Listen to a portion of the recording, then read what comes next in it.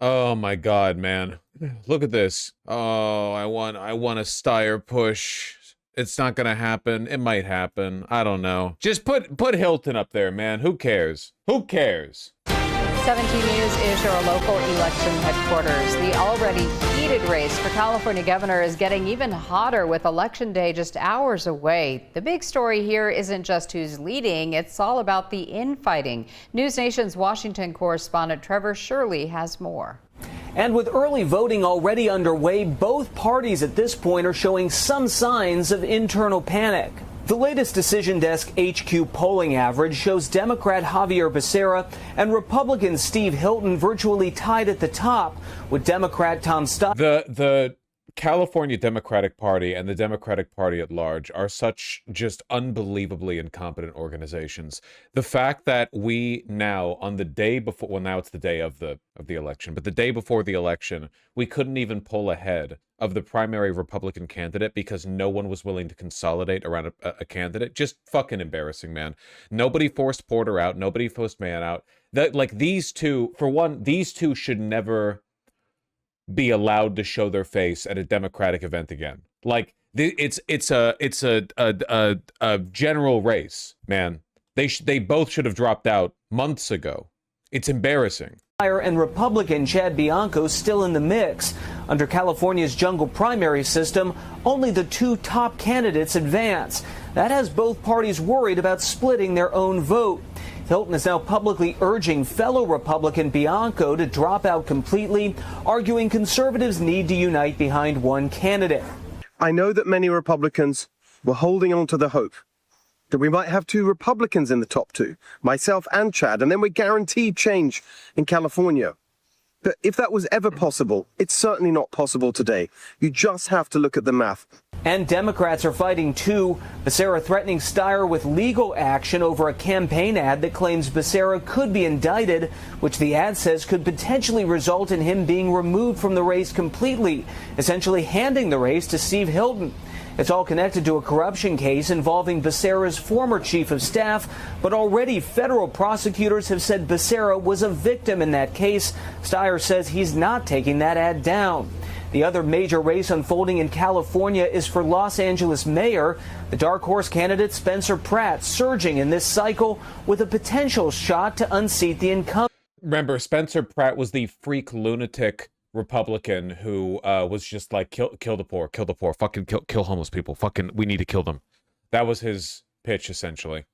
It's all LA deserves. The latest Decision Desk HQ polling shows the former reality star in second place behind incumbent mayor and, of course, he's a fucking former reality star. I hate Los Angeles. Former Congresswoman Karen Bass, a Democrat, but still ahead of City Council member Nithya Raman, also a Democrat.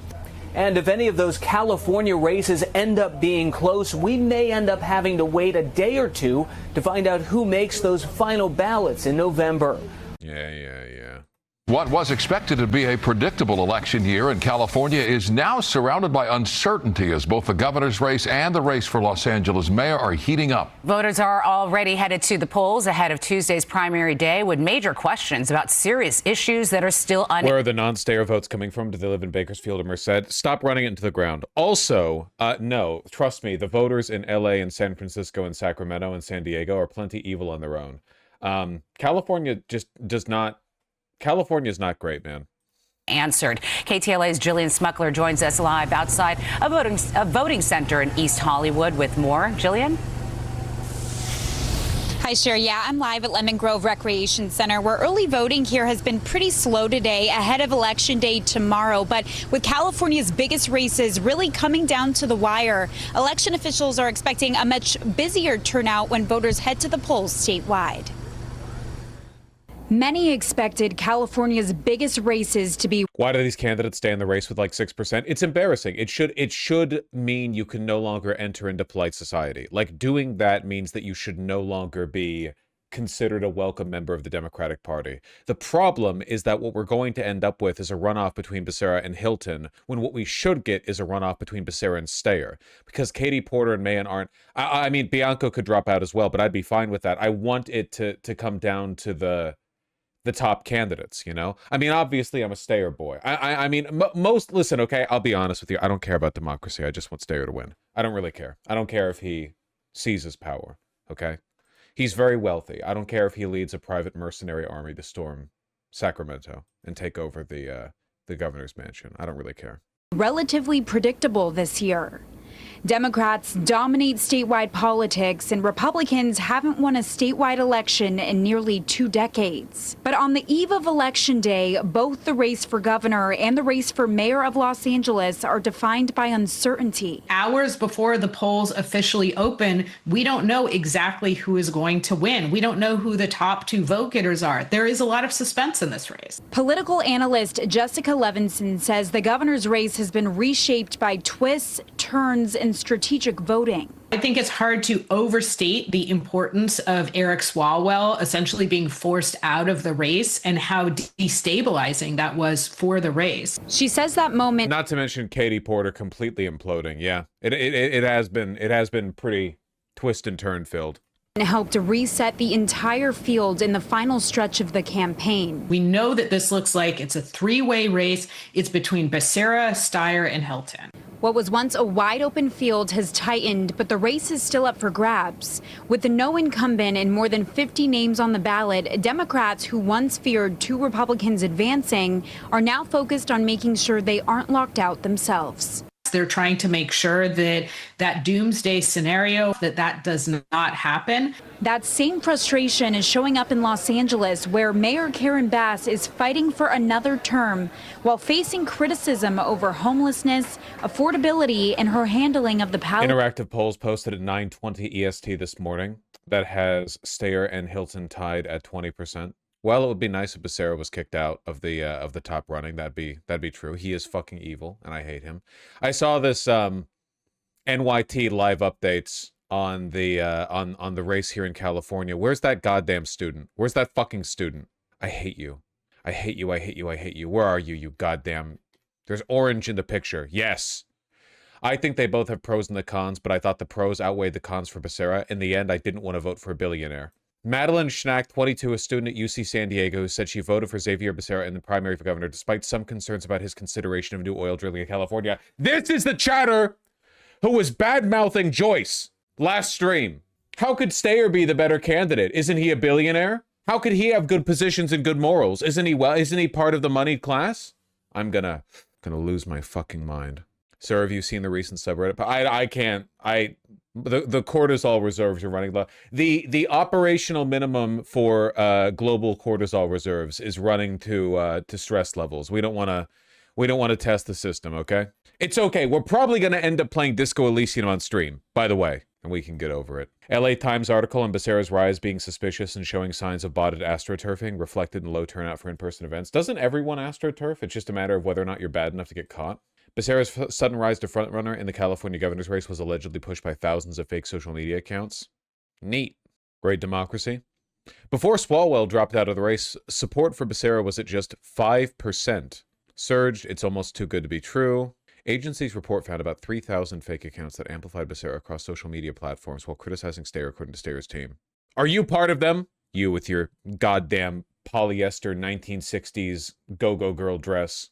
Motherfucker. Wait, hold on. This might be the reporter. Rachel Parsons for the New York Times. Okay, never mind. This is the reporter. Scooby-Doo fit. I want the most liberal Democrat in the directions I want. Even though he's a billionaire, he's speaking against the billionaire class. Yay. It's very expensive to stay in Southern California. I was walking around, and I saw a 1-bedroom apartment for $4,500. That's ridiculous. I genuinely don't understand Becerra voters. He's like 10 corporations in a trench coat. I mean, it might literally just be astroturfing, you know? Without a competent national or statewide Democratic Party to organize people and like really direct attention, it kind of is a fucking, you know, free-for-all. No, the reporter is in the profile pic next to the name at the top. Well, this is just the person doing the live coverage. These individual... Oh, you mean for the individual updates. So this is the student. Oh, yeah, you're right. Why would they put Rachel Parsons for the New York Times underneath the photo like this in, like, caption text? It makes it look like, okay, fine, it is the student. Whatever. Vote for Steyer.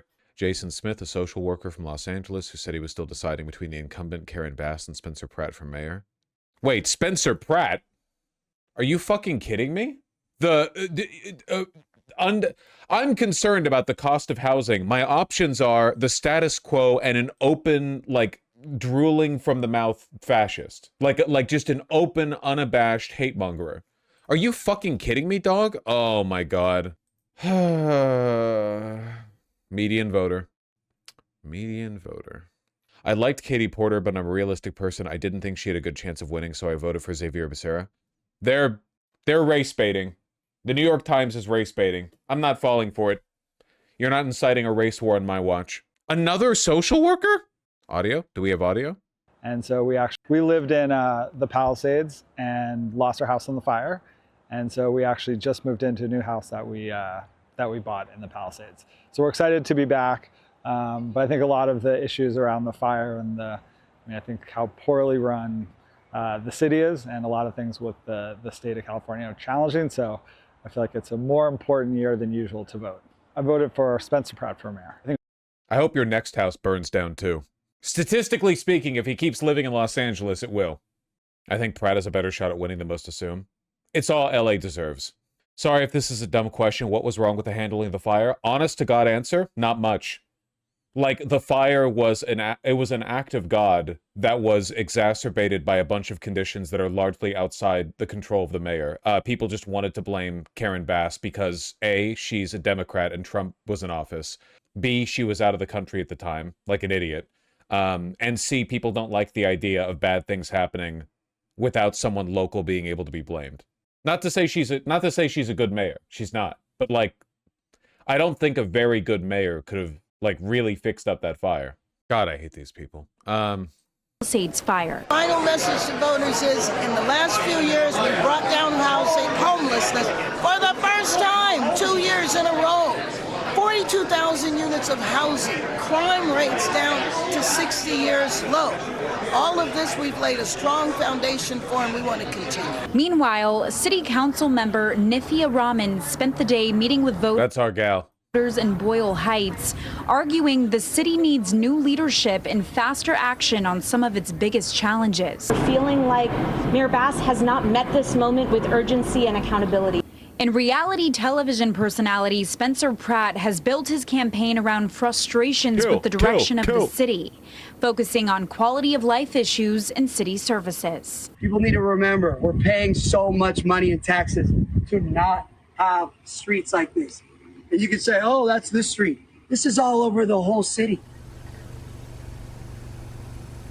And if the margins stay this tight, well, voters may not know the final outcome on election night with ballots. I know we've been doing this a lot lately, and I don't want to belabor the point too much, but this is something I'm going to read up more on. I got a wide range of DMs and emails from people who work in contracting or the construction industry broadly, and got a really wide range of opinions. And the conclusions that I've arrived at so far when it comes to, like, why the government bleeds through money so quickly is A, whatever it costs the government, it wouldn't really cost corporations that much more. That is to say, the overinflated price of everything applies to everyone. It's not like subcontracting bullshit goes away for private for like private hires or whatever. The government and private corporations are all paying massively inflated prices. For two, the problem is subcontracting. And for three, man, I don't know. I don't really know like how to sell this or whatever. I got a breakdown, like a really thorough breakdown over email with diagrams, charts, budget spreadsheets, and everything on a cost that one person working for a contractor who was trying to do repainting for a sidewalk, dude, $5,000 to repaint one like crossing section of a street, like the striped lines, just a couple dozen feet. It was like $30 of paint and 30 minutes of time. $5,000. And it's because like it's you can't just have a guy over there doing it. There's like a million levels of bureaucracy that you have to cut through. Like the abstract, like where does the money go? Well, the money goes into like a billion different pots, like insurance and advisory, and the general contractor takes you cut, and then there are multiple subcontractors. Then you need to pay overhead for the subcontractor because they have their business and they have their manager. So like it is like every link in the chain is designed to rent seek as much as possible. Like you could theoretically break the chain and have the government just hire a guy who can do the thing, and that is possible. But using the existing systems, every single link in the chain is designed to rent seek. So I think, like, genuinely, unless stuff like this is legally made impossible, I just don't know if anything can be fixed. Like, it goes beyond just undercutting a few zoning regulations or whatever. Like at every level, it's designed to fleece money. It's the same reason why, like, hiring a handyman to come to your house to fix something in 20 minutes costs $600, you know? It's not any individual being evil necessarily. It's just that everything is designed to be maximized towards that rent seeking. Everyone is scamming everyone all the time, and they're incentivized to do so. Potentially still being counted in the days that follow. Reporting live in East Hollywood, I'm Jillian. Realistically, what can be done? Literally, the way you do it is by having direct hires, no subcontracting of general skill workers. Like, you literally just need a crack team of like a dozen guys, not a general contracting company who subcontracts, and every subcontracting company has their own insurance contracts they have to maintain. You literally just need like a dozen guys, and between the dozen of them, they know a bunch of different disciplines. And you have general insurance for their work, and that's it. Like, directly run by the government? Well, that would help.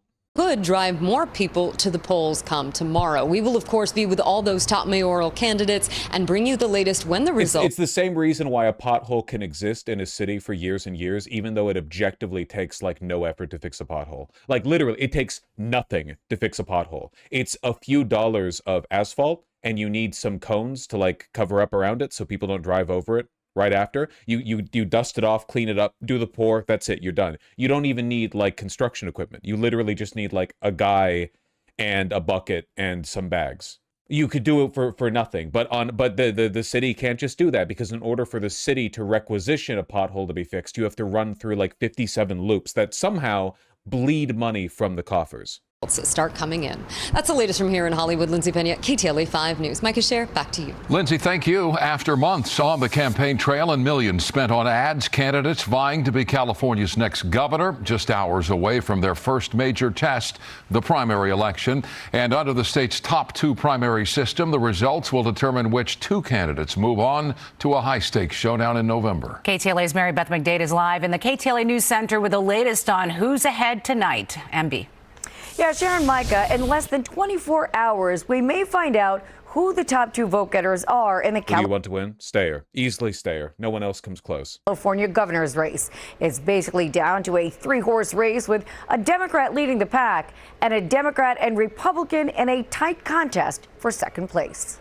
Let's get that vote out. Several candidates in the packed race for California governor. He's at least pro-trans rights. Steyer is legitimately like Bernieite on every position, except for being pro-Israel.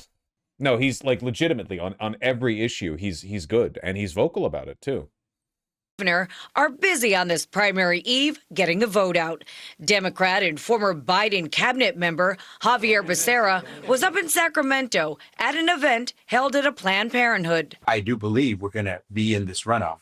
I just don't know if it's first or second, and I don't even know who might be the other person.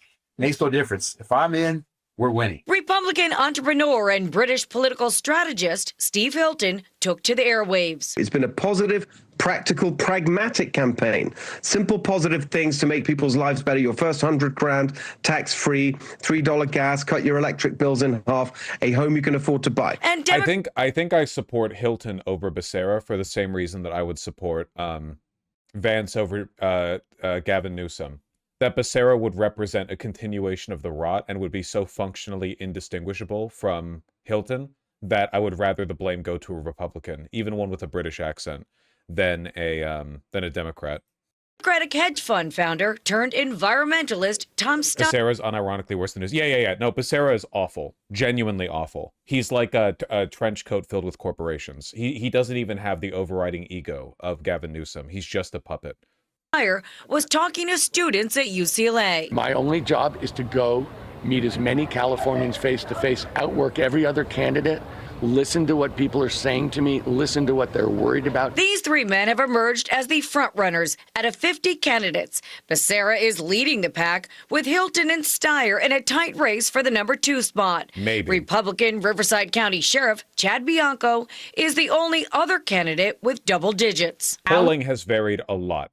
Hours before the polls officially open, we don't know exactly who is going to win. We don't know who the top 2 vote getters are. Political analyst Jessica Levinson says the governor's race took a turn when Eric Swalwell dropped out of the race after sexual assault allegations surfaced. I think it's hard to overstate the importance of Eric Swalwell essentially being forced out of the race and how destabilizing that was for the race. We know that this looks like it's a 3-way race. It's between Becerra, Steyer, and Hilton. While Democrats once feared 2 Republicans would advance to the November election.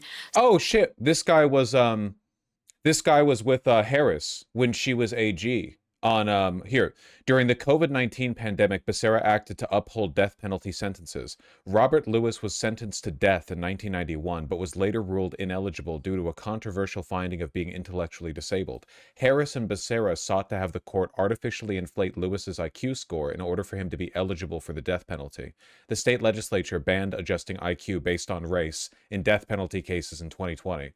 I'll repeat that. The state legislature banned adjusting IQ based on race in death penalty cases in 2020. Damn. Some Republicans are now worried 2 Democrats may.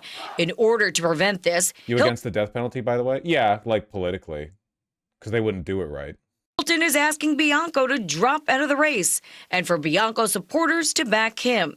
However, Bianco has made it clear he's staying in. The top 2 vote getters will advance to a runoff in the November election. That is, unless a candidate receives 50% plus 1 vote, then there would be no runoff in November.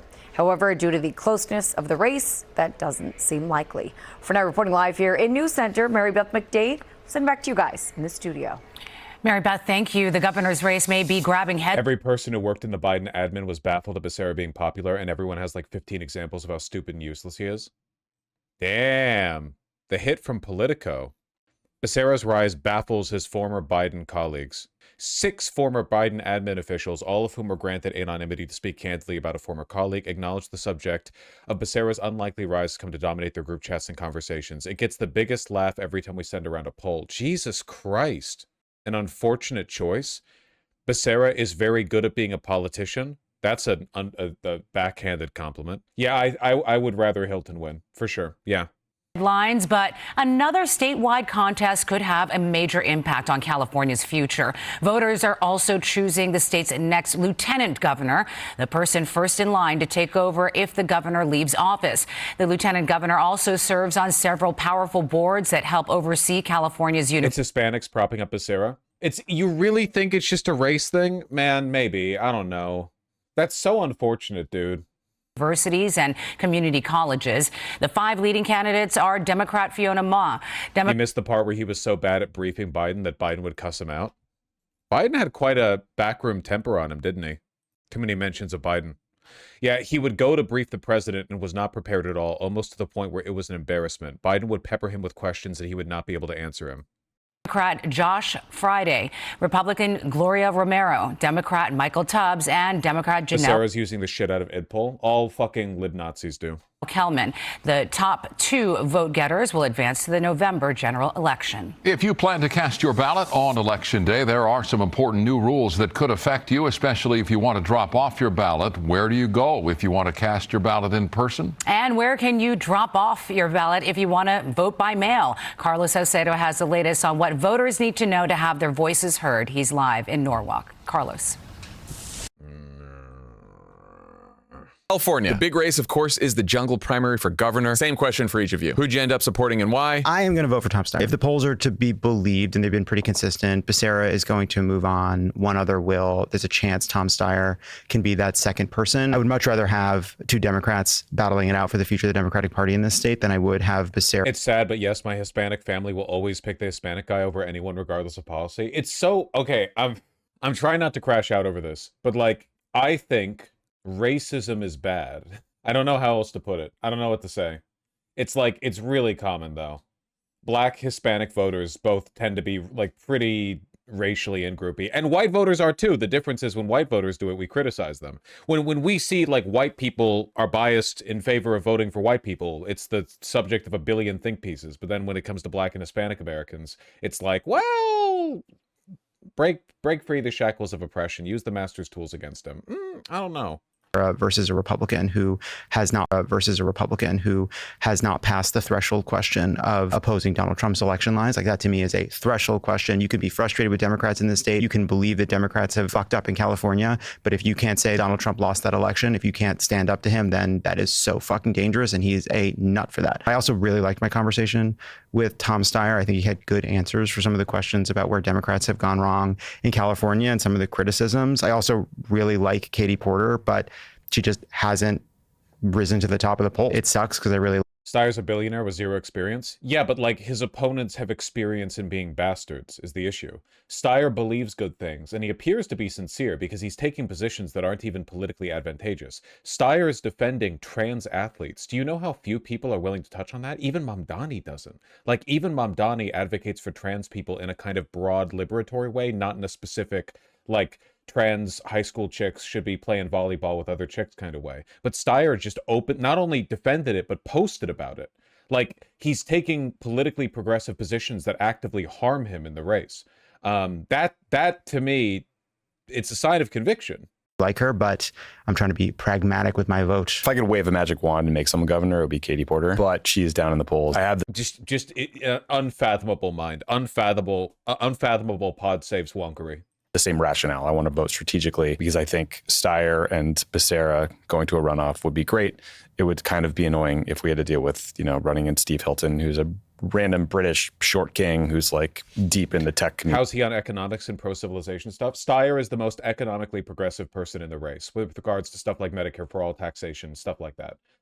No one else. He is objectively the most progressive candidate in the race on like every possible angle. I don't think his height's a problem. I do love that triggered you of all the criticism. If I were doing ranked choice, I would be Katie number one. I thought about Becerra, but like I don't feel confident giving the top job to someone he's had 35 years in elected office to prove himself, but has received mainly bad reviews from his colleagues. He's very late to introduce any kind of housing policy whatsoever until after ballots drop. Even then, it was like more NIMBY than Steyer or Porter or anything else. And now, like, I hope I'm wrong. And if he wins, then like, great, maybe he'll be a great governor. But Steyer's the only one who wants to nuke homeowners and raise property taxes. California will be a like barren between Southern California running out of water within the next 20 years and the lack of property taxes. California will be a dead state unless somebody is willing to do what needs to be done and raise the property taxes to 100%. Everyone in San Bernardino needs to be paying collectively more than the GDP of their entire town to the state. It prevented me from voting Becerra. Steyer, like I'm more confident in Steyer. For me, it was like the combination of he's never had any experience in elected office or governing anything, and is a billionaire who basically ran for president first, flamed out there, then spent just the GDP of a small country on this race. I like his positions better than Becerra and a lot of the other candidates, but I'm just like, there's just something a little icky to me about it. So I just voted for Katie Porter because I like her. It is unfathomable, truly. The least strategic thing I could do, but Katie to me is like I've known her a while. The temperament with her staff stuff is obviously it bothered me a lot because we've known her forever, and I actually didn't know that until those stories came up. I also don't think she's going to win at this point, but I'm like, who do I want to be governor? Doesn't it bother you a little bit that she's a psychopath? Isn't that a slight, doesn't that dampen your enthusiasm for her just the tiniest bit that she's fucking crazy? Does that do nothing? Okay. She's thought about the job a lot. She has a really well thought out policy platform. She's actually worked on passing legislation and getting things done when she was in Congress. And I feel like she's just done the work for the job more than anyone. Done the work for the... Oh, she did her homework. It's her turn. It's her turn. Give me more Steyer being based. Everybody's nice to you 90% of the time. Every politician is going to say, Mom, apple pie, the flag. I'm absolutely 100% behind those. What you need is the person in the 10% of the time when it's not popular to say it. And so, I think it's critical. You talked about trans people. I'm totally in favor of trans athletes in high school.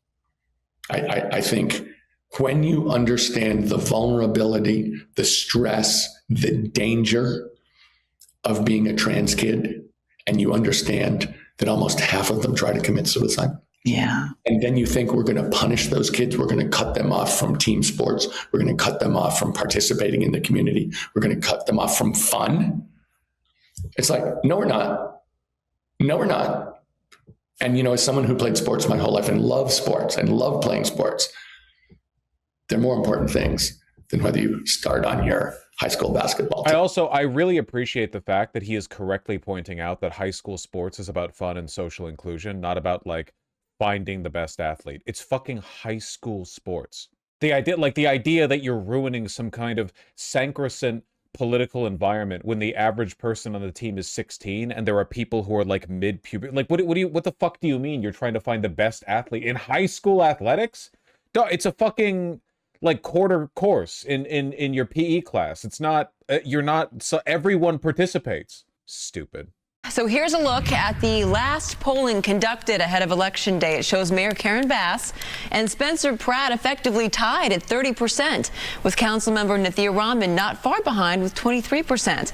5% were undecided.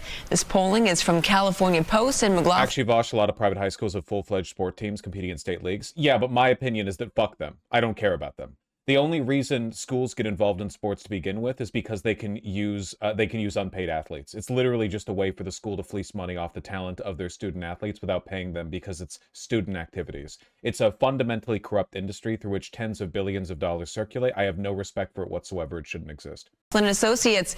It was conducted early last week. All right, let's show you how the California governor's race is shaping up. The polling was done by Inside California Politics in Emerson College last week on Wednesday and Thursday.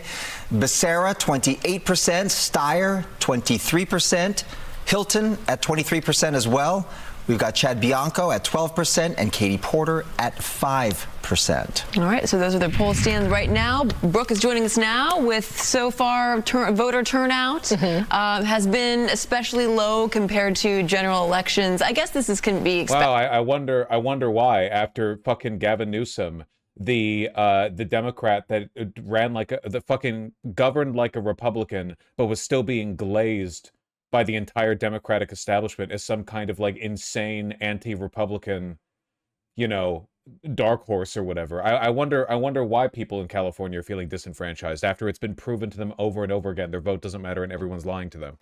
Yeah, right? Typically what we see as far as the difference between general elections. But of course, this is not what the candidates want to see, regardless. Statewide, 18% of ballots have been returned. LA County, 14%. Same with Los Angeles, the city, also 14%. All right, so you've been digging into what voters are thinking, or what we're trying,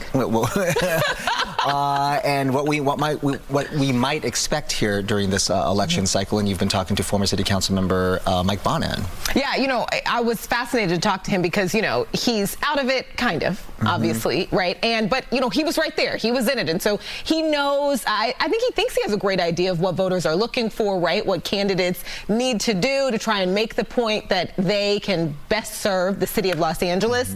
So I asked him overall, hey, Berman, what do you think about the mayoral race in general? And he basically said, look, it's anyone's game still.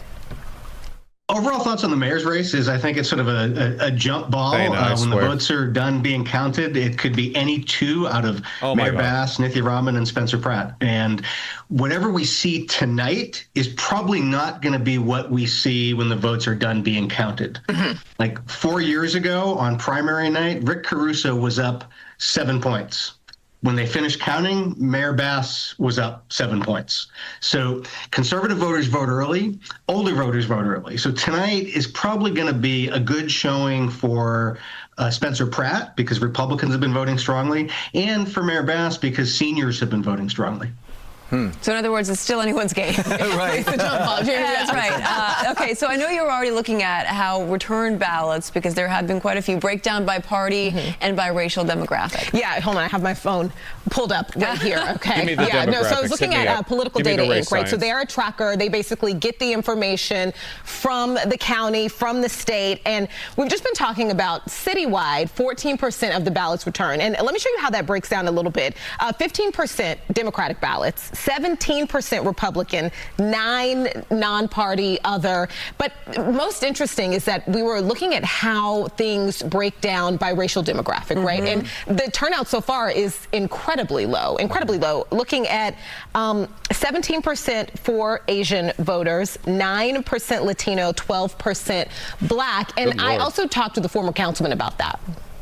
White voters tend to dominate these elections. I mean, the electorate does not look like the population of California. So, right now in the city of LA, 61% of the people who voted so far are white out of 40% of the population. So it's disproportionate, and that will impact the results.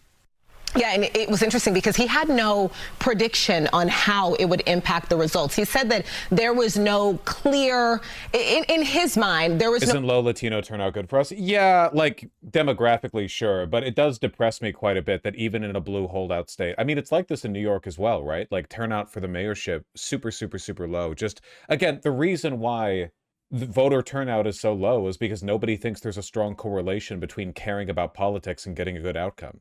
Sucks, man. Yeah, Thana, but we're not talking about voting for Republicans. We're talking about Latin votes going to Becerra, the do-nothing Democrat. So that wouldn't really affect it, right? A clear person who is, overwhelmingly going to win the Latino vote. And I thought that was interesting. He said, look, Mayor Bass has strong Black voter support. Spencer Pratt has strong conservative voter support. And he felt like, wow. That's because it's mathematically true. Yeah, sometimes. I do think there'd be a real difference between Steyer and, like, Becerra as mayor, but not enough of one, I guess. Latino vote is absolutely going to be decisive. He just doesn't know to whom. And also interesting, I talked to the president of the Southwest Voter Registration Education Project, and that's an organization. What they do, their mission is to empower Latino voters, right? And she said without Latino voters, Mayor Bass doesn't hit the top 2.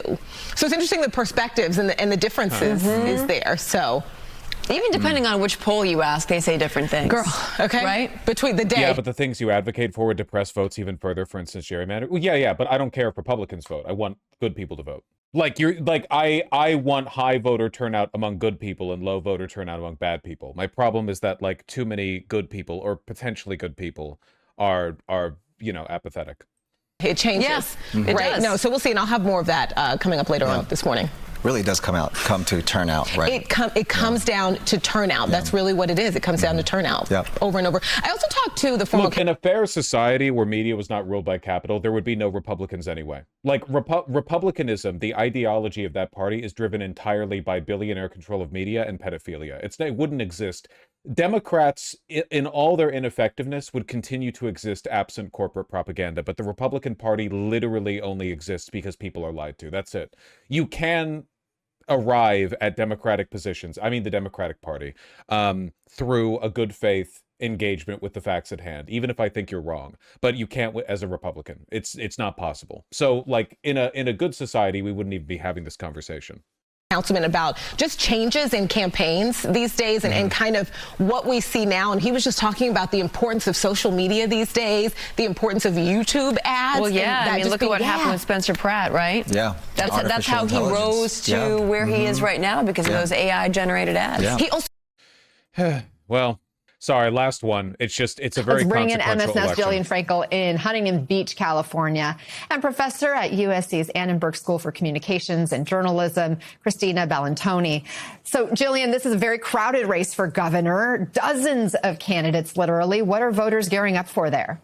Anna, good morning. Polls are officially open here in California. It is a very crowded race for governor, but recent polling shows a few frontrunners have emerged. Folks like Javier Becerra, the former HHS secretary under Biden and former California attorney general, along with Tom Steyer, a billionaire hedge fund founder, and Steve Hilton, a Republican former Fox News host who's gotten Trump's endorsement. But at this point, it's hard to say exactly how that endorsement will play out in a deep blue state like California.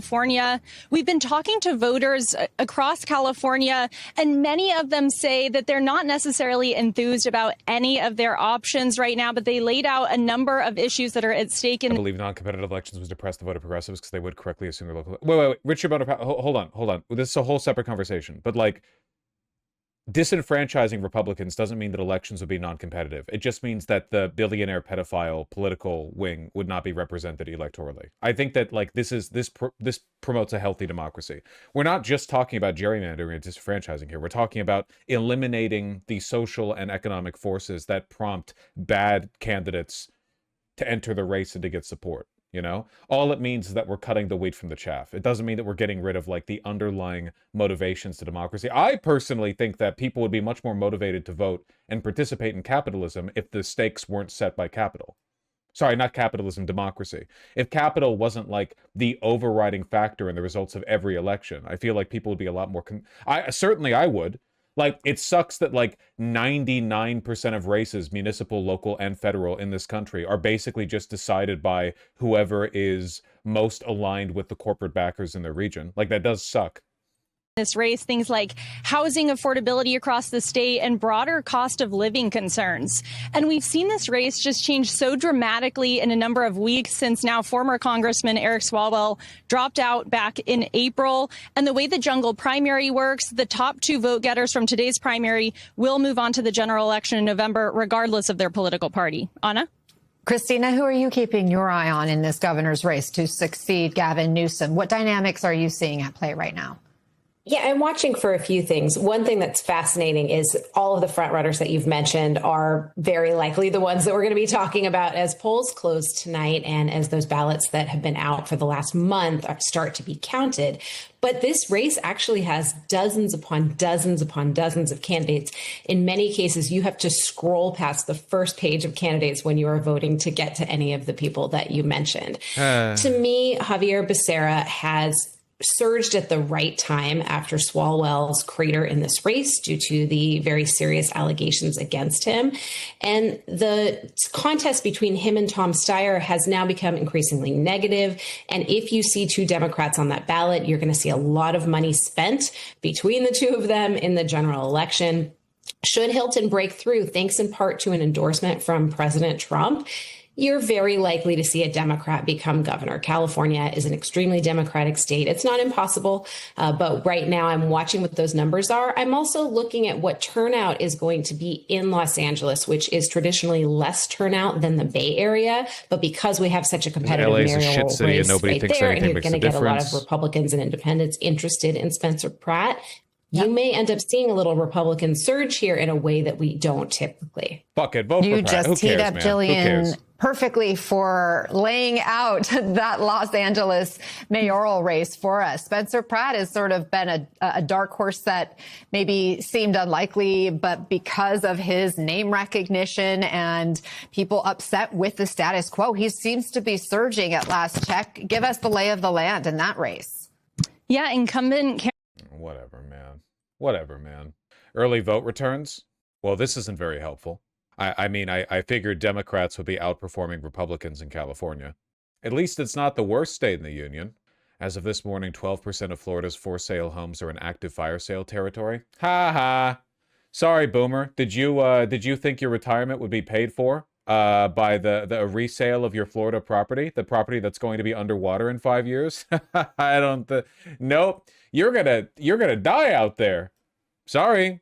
This means they've been sitting on the market, the sellers actively cutting prices and increasing the frequency of those price cuts. The pressure is mainly concentrated in Tampa and Fort Myers, where fire sales now top 30% of listings in some submarkets. God damn.